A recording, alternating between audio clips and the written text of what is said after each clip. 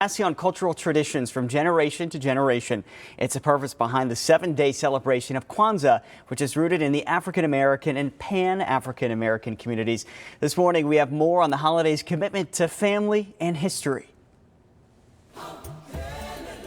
It was created as a way to help African Americans rediscover their African heritage, reaffirm those ties, affirm their sense of community.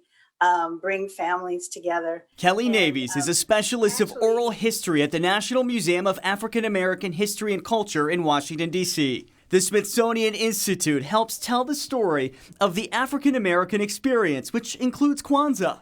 Each night you commune with either your family or your broader community, and you light a candle. There's a setup with a table, with a mat that has different symbolic things on it, the kinara, the candle holder, corn to represent the children, fruit to represent the harvest.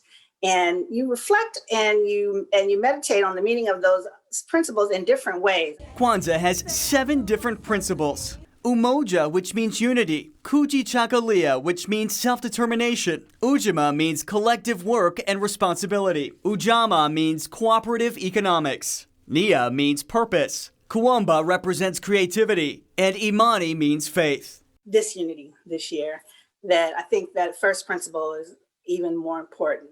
So what we do is think about what does that mean exactly, and how do we make that a real thing in our lives, in our families, in our communities?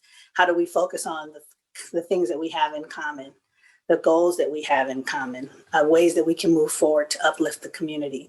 I think that's a very important way to look at that first principle. Kwanzaa, which was created in 1966 by a professor of African Studies, is also celebrated through feasts, music, dance, poetry, and games. In some families, for example, they play like a Black Jeopardy. So the children learn African American history and culture, and it's something that they look forward to. Kwanzaa begins the day after Christmas and ends on New Year's Day. So we're entering a new year. A lot of new things will be confronted with, a lot of new challenges, and we want to move into that with a sense of strength and a strong foundation. So many good messages there. We want to thank our producer, Kaylee Latham, for helping us to put this story together. If you want to learn more about Kwanzaa or find ways that your family can celebrate at home, the National Museum of African American History and Culture is dedicating a section on their website to the holiday.